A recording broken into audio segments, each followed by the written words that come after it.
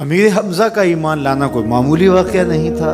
جس طرح مسلمانوں میں خوشی کی لہر دوڑ گئی تھی تو کفار کے اندر یہ خبر ایک بجلی بن کے گری، تو وہ بھی دارالندوہ میں بیٹھے اور سوچنے لگے کہ اب کیا کیا جائے۔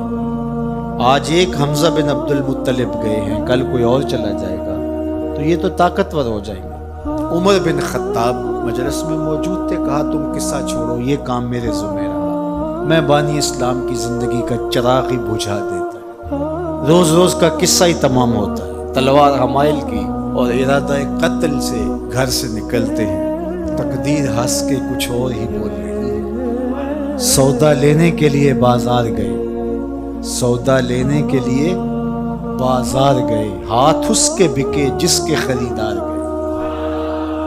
تلوار حمائل کی ہے، بانی اسلام کی زندگی کا چراغ بجھانے کی آرزو ہے، گھر سے نکلتے 22 سال کی عمر ہے، جوانی ہے، بانکپن ہے، چہرے پہ جلال ہے، خطاب کا جری جواں بیٹا ہے۔ راستے میں ایک صاحب ملے، دیکھا اور کہا کہ کیا تیور ہیں اور ارادے کدھر گئے؟ کہا چراغ اسلام بجھانے جا رہا ہوں۔ کہا اس کی روشنی تو تمہارے گھر میں بھی پہنچ گئی۔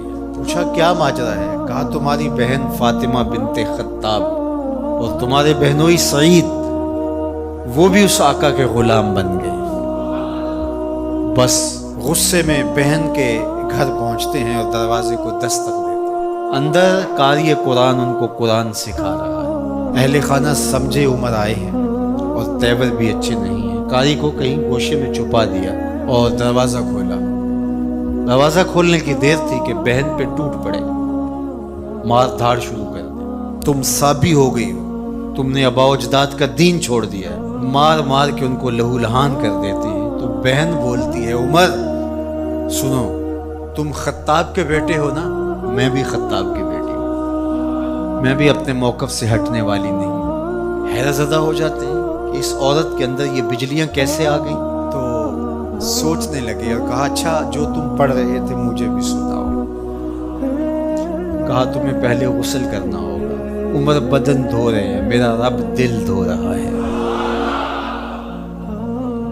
اتنے میں قاری قرآن کے ورق لے کے آ گیا اور تلاوت ہوتی ہے طٰہٰ ما انزلنا علیک القرآن لتشقیٰ۔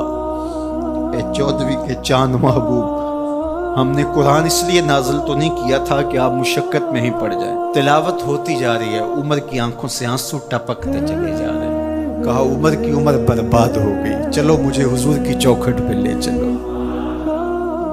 اللہ اکبر۔ دار ارقم میں حضور تشریف فرما تھے، تلوار اس طرح حمائل کی ہوئی ہے اور اسی حالت میں حضور کی دہلیز پہ جا رہے ہیں۔ دروازے کے سوراخوں سے دیکھا صحابہ نے، کہا کہ عمر آ رہے ہیں، تلوار ہے ہاتھ میں۔ تو حضرت امیر حمزہ نے کہا گھبرانے کی ضرورت نہیں ہے، اگر ارادہ خیر سے آ رہے ہیں استقبال کریں گے، خوش آمدید کہیں گے، بٹھائیں گے، عزت دیں گے، اور اگر ارادہ اچھا نہیں ہے تو اسی کی تلوار سے اس کا سر کاٹیں گے۔ دروازہ کھلتا ہے، عمر حضور کے سامنے آ کے بیٹھتے ہیں اور میرے حضور کہتے ہیں عمر ابھی وہ وقت نہیں آیا کہ تم اسلام لے آؤ، اور یہی وقت تھا عمر کے اسلام لانے کا۔ حضرت عمر کلمہ پڑھتے ہیں اشہد ان لا الہ الا اللہ وحدہ لا شریک لہ واشہد ان محمدا عبدہ ورسولہ۔